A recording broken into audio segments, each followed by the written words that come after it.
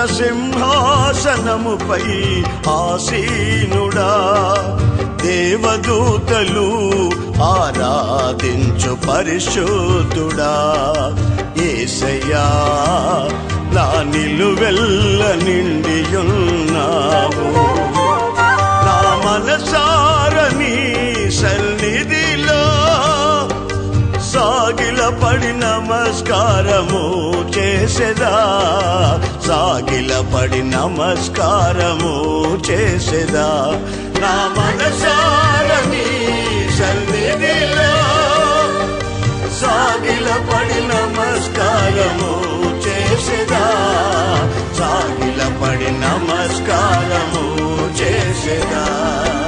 మన ప్రభు అయిన యేసుక్రీస్తు అతి శ్రేష్టమైన నామాన్ని బట్టి దేవుని బిడ్డలని మీ అందరికీ పేరు పేరున హృదయపూర్వకంగా అందరికీ వందనాలు. దేవుని వాక్యాన్ని వినబోతున్నాం. దేవుని మాట జీవం కలిగిన మాట. ఆ జీవం కలిగిన దేవుని మాట మాత్రమే మిమ్మల్ని అందరినీ ఆశీర్వదించునుగాక. ఆదికాండం 49:21. నఫ్తాలి విడువబడిన లేడి అతడు ఇంపైన మాటలు పలుకును. ఆదికాండంలో ఒక కుటుంబ చరిత్రను మనం గమనిస్తున్నాం. తండ్రి తన కొడుకుల్ని దీవించడం ప్రారంభించాడు. ఆదికాండం 49వ అధ్యాయము చదివినప్పుడల్లా మనం గమనించాల్సింది ఏమిటంటే తల్లిదండ్రులు తమ పిల్లల్ని దీవించడం అనేది నేర్చుకోవాలి. మరి యాకోబు తన పిల్లల్ని దీవిస్తూ వచ్చాడు. బైబిల్లో దావీదు కూడా ఒకప్పుడు బలిపీఠం కట్టి బలులన్నీ అర్పించాక తిన్నగా తన బంధువుల దగ్గరికి వెళ్ళి తన కుటుంబ సభ్యులను బంధువులను దీవించెను అనే మాట కనబడుతుంది. మీరు లేవియా ద్వితీయోపదేశకాండాలు చదివితే యాజకులు ప్రజలను దీవించిరి అనే మాట వినబడుతుంది. కనుక యాజకులు తల్లిదండ్రులు మనకు అనుగ్రహించబడిన పెద్దలు కుటుంబ సభ్యులను ఎప్పుడూ దీవిస్తూ ఉండాలి. అది నీ నోట జీవంతో కూడిన మాటగా విడువడితే అది వాళ్ళకి దీవెనకరంగా ఉంటుంది. కనుక పిల్లల్ని చెప్పించడం, పిల్లల్ని విచ్చలవిడిగా మాట్లాడటం, వాళ్ళు చేసే పనులు భయంకరంగా ఉంటాయని తెలిసినా నువ్వు వారిని దీవించడానికి ఇష్టపడాలి.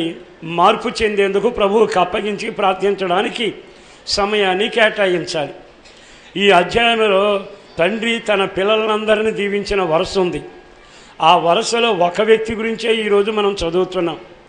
అతని పేరేమిటంటే నఫ్తాలి.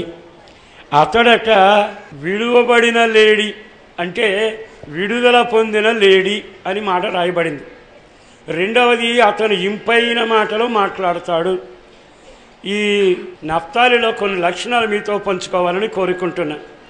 నఫ్తాలి అని అతనికి పేరు ఎలా వచ్చింది అంటే అక్క చెల్లెలిద్దరూ గొడవపడి అక్క మీద ఏ విధం చేతనైనా పట్టు సాధించాలి అని పోరాడి చెల్లి ఒక మగబిడ్డను సంపాదించుకుంది దేవుని ద్వారా.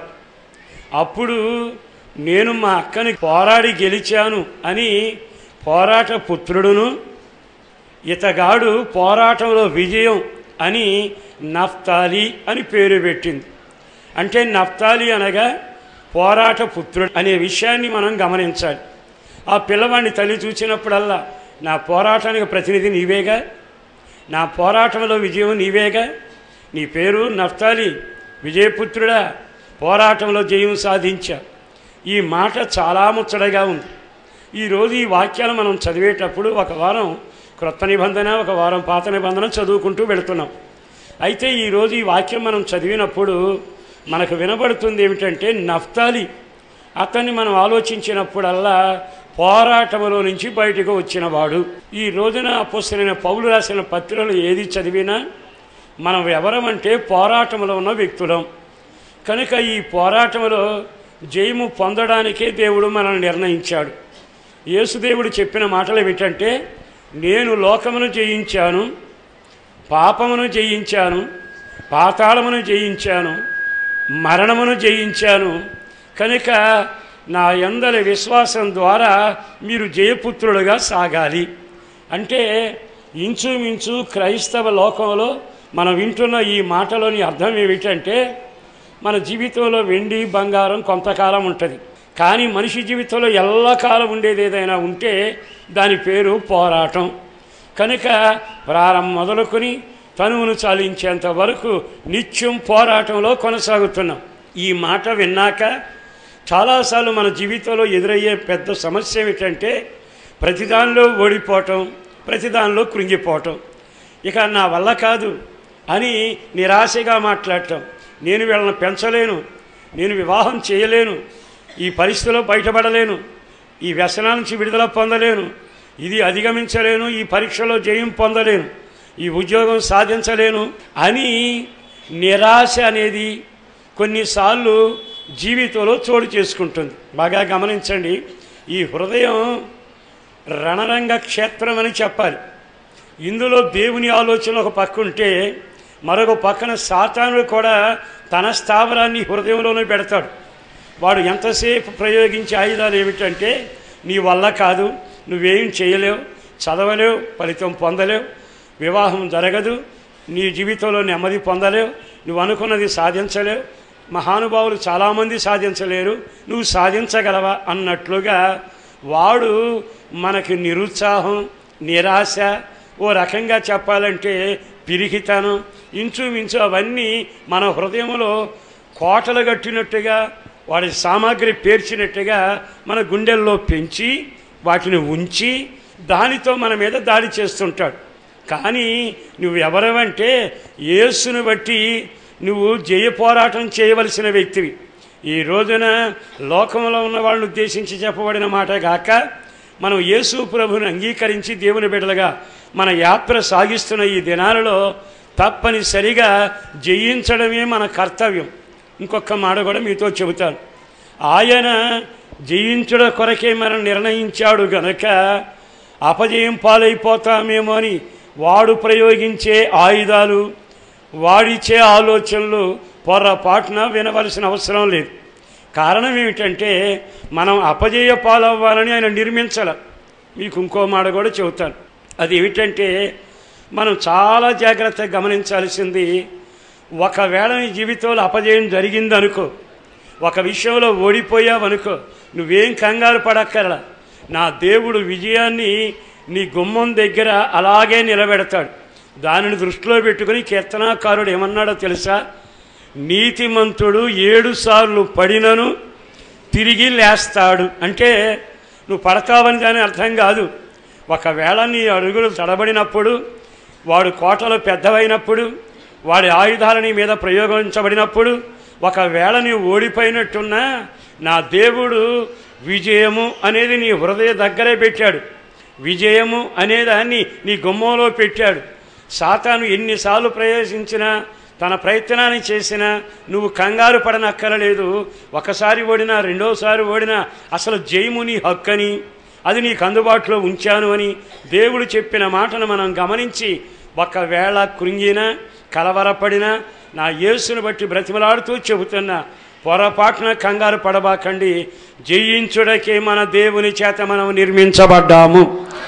సరే, ఇక్కడ ఉన్న మాట ఏమిటంటే పోరాటంలో నీవు నిలిచావు గనక ఆఖరి వరకు పోరాటం ఉంటుంది, పోరాటంలో జయము నీదే. ఇక్కడ రెండో మాట ఏమి రాశాడంటే, ఇదట ఆ చరిత్రలో విడువబడిన లేడీ అన్నాడు. అంటే ఈ మాట వినగానే ఇతగాడు మాట్లాడిన తండ్రి కొడుకులను దీవించేటప్పుడు అన్న మాటలో ఈ నా కుమారుడు ఎవరో తెలుసా? విడిపించబడిన లేడీ. మరి దేవుడు ఎంత చక్కని మాట పలికించాడండి. అతడే పైన ఏమన్నాడు తెలుసా? వీడు నా కుమారుడే, 2 తోటల మధ్యలో గాడిద అంటూ వచ్చాడు. ఈ రోజున నా యేసుని బట్టి చెబుతున్నాను, మన గురించి దేవుడు మంచి ఉద్దేశం కలిగి ఉన్నాడు. ఇంకొక మాట చెబుతాను, విడిపించబడిన లేడీ అంటుంటే దానికి మనం ఒక్కసారి ఆగితే బంధించబడిన జీవాలు కూడా కొన్ని ఉన్నాయి. యేసుదేవుడు భూలోకంలో పరిచర్య చేసేటప్పుడు నెమ్మదిగా 2 శిష్యులను పిలిచి అక్కడికి వెళ్ళండి, ఎదుటున్న గ్రామానికి వెళితే కట్టబడిన గాడిద ఉంటుంది, దాన్ని విడిపించి తీసుకొని రండి అంటే అది కట్ల చేత బంధించబడిన గాడిద. ఇక్కడున్న లేడీ విడుదల పొందిన లేడీ. మరి ఈ మాటలు విన్నాక మనం ఈ సంఘంలో ప్రభువును నమ్మి వాక్యాన్ని గైకొంటూ దేవుని చిత్తానుసారంగా నడుస్తున్న తర్వాత విడుదల పొంది విడిపించబడిన వ్యక్తులమా, ఇంకా కట్ల చేత బంధించబడిన వాళ్ళమా? గాడిద చూస్తే కట్లతో బంధించబడింది. అక్కడికి వెళితే సమాధుల్లో ఉన్న ఒక వ్యక్తికి ప్రేత వస్త్రాలు చుట్టి చీకటిలో పడుకోబెట్టి చింటు పూసి మూత వేశారు. ఇంకా కొంచెం ముందుకు వెళితే చీకటి శక్తుల చేత బంధించబడి అందరూ ఊళ్ళో ఉంటే అతడు సమాధిలో దొడ్డులో ఉంటాడు. అతను ఒక బంధించబడిన వ్యక్తి. అతడు అలా బాగున్నాడు అంటే మందిరంలోకి వచ్చి మందిరంలో చూస్తే బంధించబడిన ఒక సహోదరి మందిరంలో 18 సంవత్సరాలు ఉందట. ఎలా ఉంది అంటే మానకు గుడికి వస్తుంది కానీ వంగే ఉంటుంది. అంటే మన ఆత్మీయ జీవితంలో సంఘానికి వస్తున్న తర్వాత, మన వాక్యాన్ని వింటున్న తర్వాత ఏదో గుడికి వెళ్ళాం, కానుక ఇచ్చాం, ప్రార్థన చేయించుకున్నాం, క్రమం జరిపించాం, ఆదివారం ఆరాధన జరిగింది అని మాత్రమే రావాల్సిన అవసరం సంఘానికి లేదు. నువ్వు ఎవరివై ఉండాలంటే తండ్రి దీవెన కుమారుని మీదకి వచ్చినట్లుగా నా యేసు ప్రభు నోట్లోంచి వచ్చిన మాట ప్రకారం మీరంతా విడుదల పొంది విమోచించబడిన వారై ఉందురుగాక. మరి విడిపించబడ్డారా? కొన్ని మాటలు చెబుతాను, జాగ్రత్తగా వినండి. ఇక్కడ గాడిద ఉంది, అది కట్టబడి ఉంది. దాని పని ఏమిటో తెలుసా? యజమాని బొరువు వేస్తాడు. బొరువు వేస్తే ఊరంతా తిరిగి వస్తుంది. తిరిగి వచ్చాక ఏమవుతుంది? నువ్వు ఇక్కడే ఉండు, నేను ఇంట్లోకి వెళ్తానని దాన్ని అక్కడ కట్టేసి అక్కడ పడేసి వెళ్ళిపోతుంటాడు. బరువు మోయడానికి పనికి వస్తుంది. బరువు సరిపోయిందే కానీ లోపల ప్రవేశించేందుకు అవకాశం లేదు. అంటే మన వ్యక్తిగత జీవితంలో గాడిద సమానమైన అనుభూతిలో భారాన్ని మోస్తూ పాప భారం చేత మనం గృహానికి దేవాలయానికి బయట ఉండేవాళ్ళుగా ఉండిపోయినప్పుడు యేసు అనే దేవుడు ఈ లోకానికి ఎత్తించి తన అమూల్యమైన రక్తాన్ని సిలువలో ధారలుగా కార్చి ఆ రక్తం ద్వారా మనల్ని విమోచించాడు. దేవునికి మహిమ కలుగునగాక. మరి ఈ మాటలు విన్నప్పుడల్లా ఒక్కసారి మనం ఆ విడుదల జరగగానే మనం ఆ కుంటివాని చరిత్ర చదువుతాముగా. శృంగారం అనే దేవాలయం దగ్గర ఉన్నవాడు కొన్ని సంవత్సరాలుగా వయసులో 41 ఏళ్ళు దొర్లుకుంటూ వెళ్ళినా వెలపటే ఉండిపోయాడు తప్ప పొర్రపాటున కూడా మందిరంలో ప్రవేశించలేకపోయాడు. దాన్ని మనం జాగ్రత్తగా గమనిస్తే యేసునామ ఉచ్చారణలో దైవజనులు వారి బంధకాలు తెంచితే వాడు దిగ్గున లేచి శీలమంలో బలం పొంది ఆనందంతో సంతోషిస్తూ దిగ్గున లేచి దేవాలయంలో ప్రవేశించెను అనే మాట రాయబడుతుంది. మన జీవితంలో దేవాలయం కనబడుతున్న లోపల ప్రవేశించలేక మన పాపం మన మీద భారమై ఉంటే యేసుదేవుడేగా ఈ లోకానికి వచ్చి మనకు విడుదల కలుగచేసింది.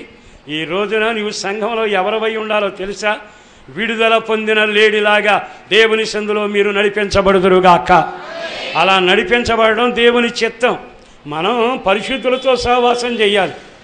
మీరు సమాజముగా కూడడం మానకానే మాట ఉంది.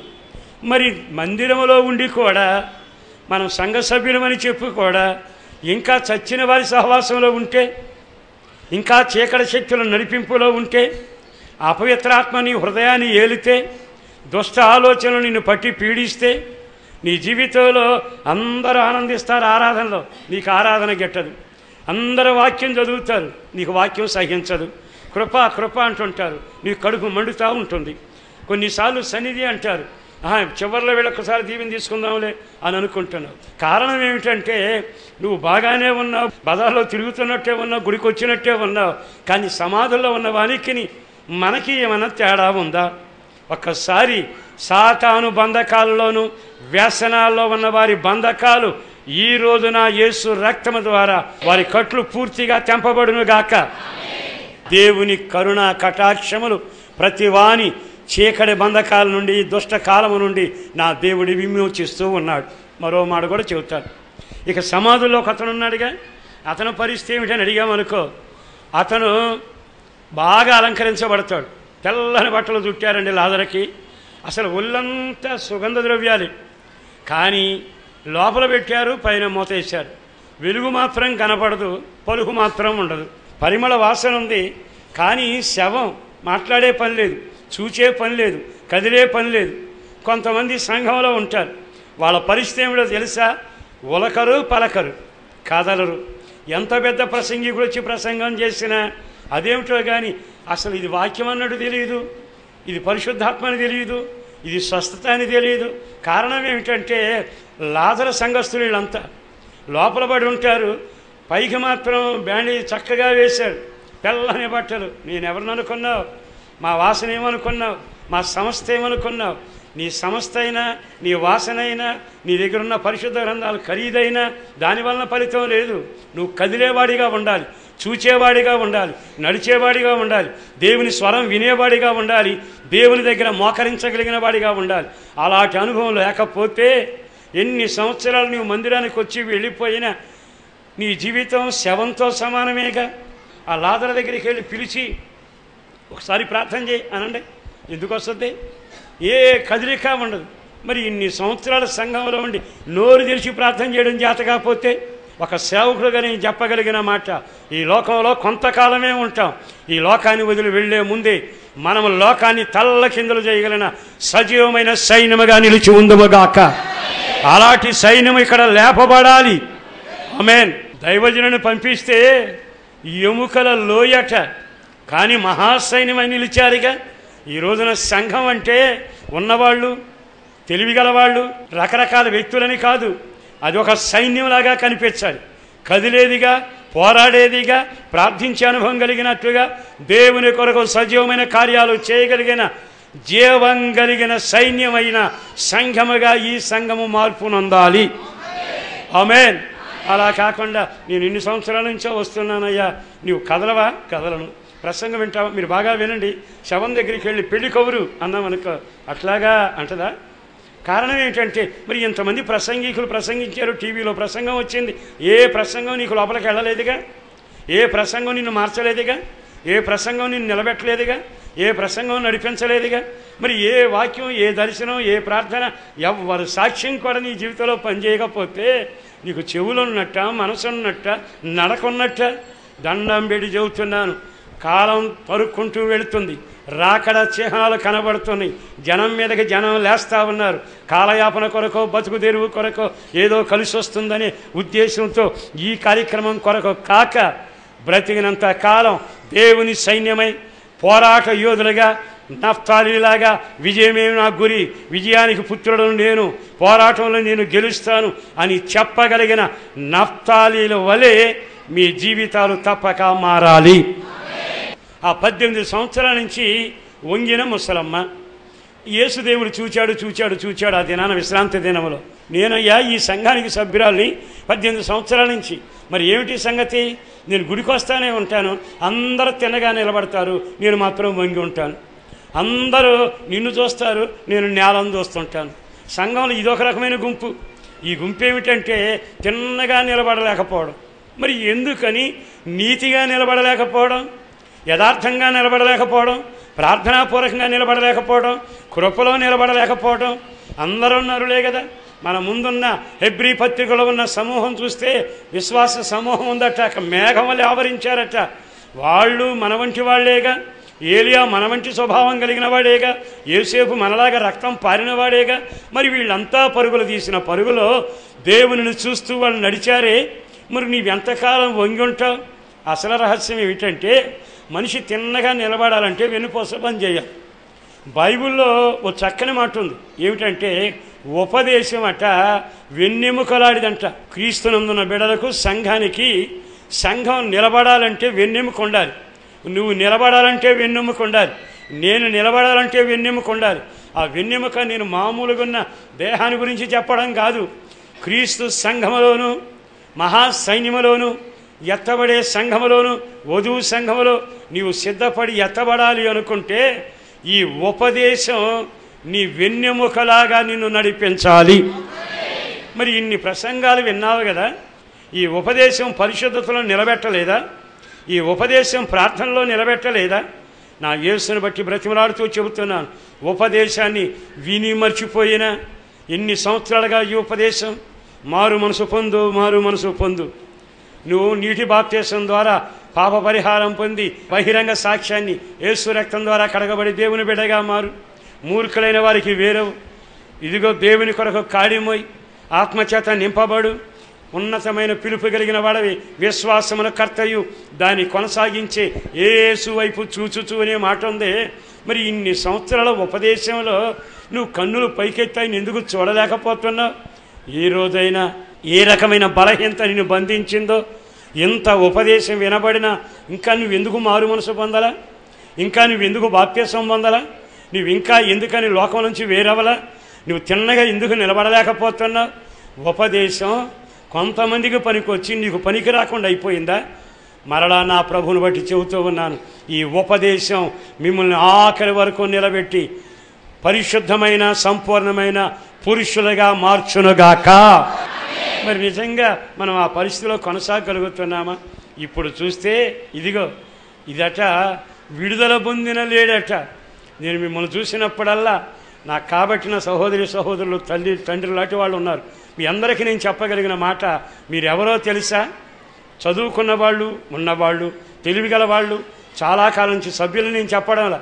మీరెవరిలాగా ఉండాలి ఈ సంఘములంటే, దేవుని చేత విడుదల పొంది ఎగసి గంతులు వేస్తూ సాగగలిగే లేడి పిల్లలలాగా, జింక పిల్లలలాగా నా దేవుని పేరట మీరు ఎదగాలి.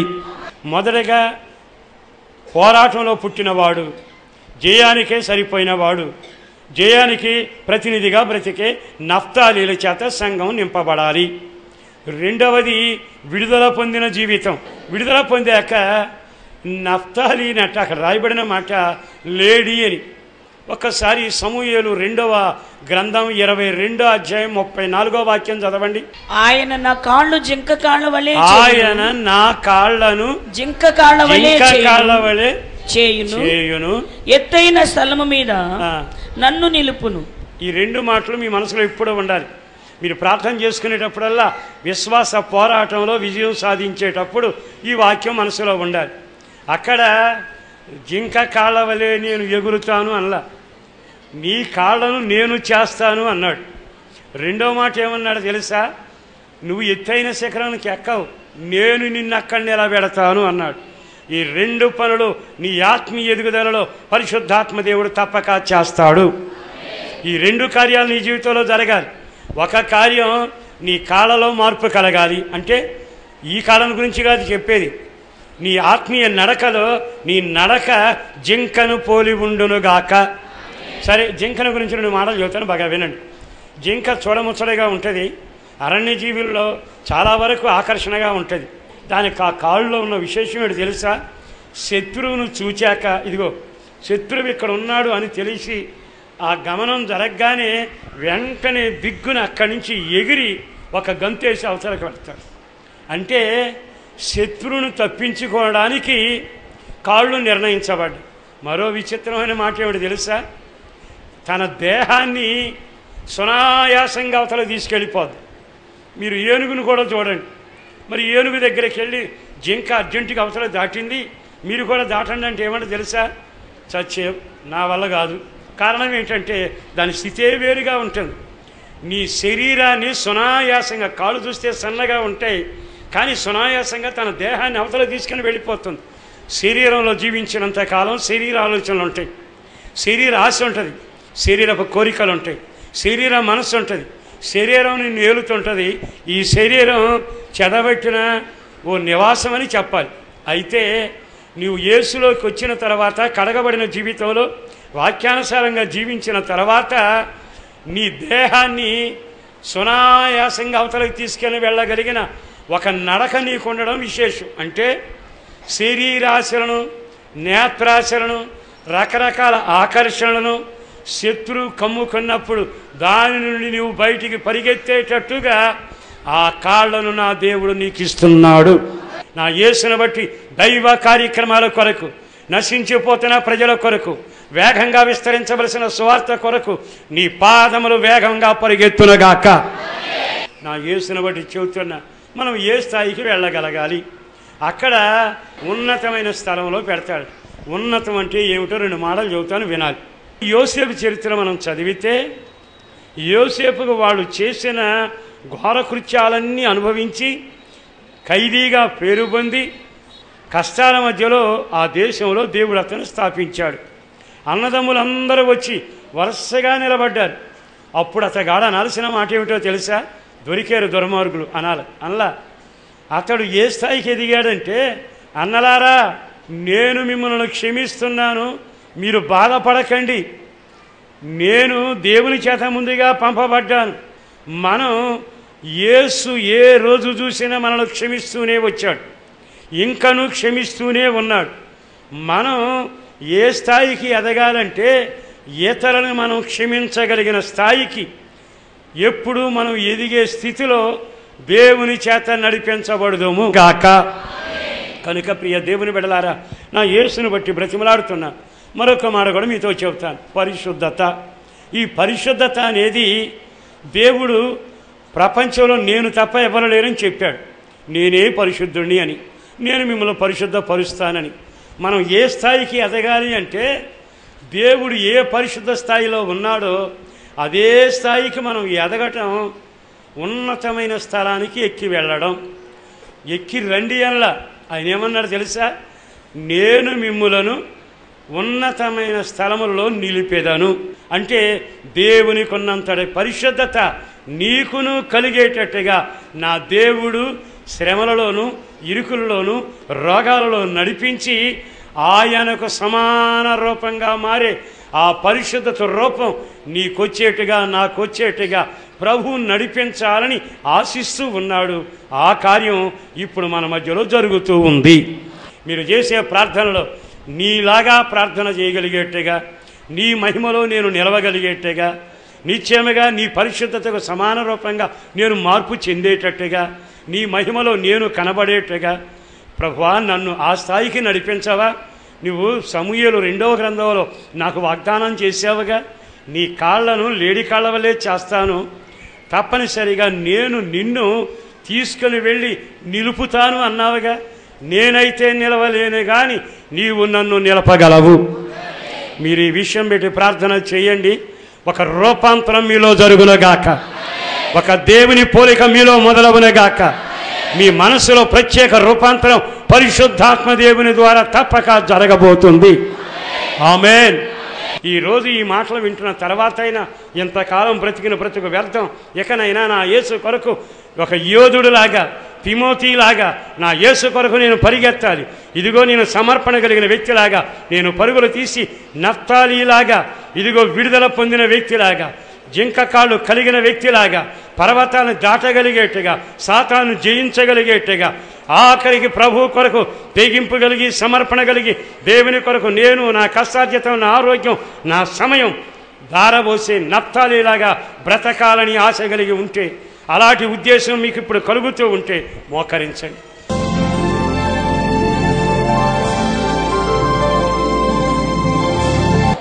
ఈ లోకంలో మేము జీవించిన ఈ కాలంలో ఒక నఫ్తాలీలాగా బ్రతకడానికి, అనేకులకు దీవెనకరంగాను మహిమ కలిగిన పరిచర్యలో ఫలభరితమైన వ్యక్తిగా ఎదగడానికి కార్యం చేయండి. ప్రతి మాటను దీవెనకరంగా చేసి నీ బిడ్డల తీర్మానాన్ని అంగీకరించి ఈ పరిచర్యలో నమ్మకమైన యోధులుగా లేవటానికి, నడవడానికి కార్యం జరిగించండి. నీ రాకడ కొరకు, నీ రాజ్యం కొరకు ఆయత్తపరిచి మీరు మహిమ పొందాలని యేసు పరిశుద్ధ నామమున ప్రార్థించి వేడుచున్నాం తండ్రి. ఆమేన్. మీ ప్రార్థనావసతుల కొరకు మమ్ములను సంప్రదించవలసిన మా చిరునామా పాస్టర్ దేవదాస్ గారు, వస్తున్నా మందిర్, న్యూస్వీడ్ రోడ్డు, హనుమాన్ జంక్షన్, కృష్ణా జిల్లా, ఆంధ్రప్రదేశ్. మా ఫోన్ నెంబర్లు 08656242751, మరి ఒక నెంబర్ 9440772772.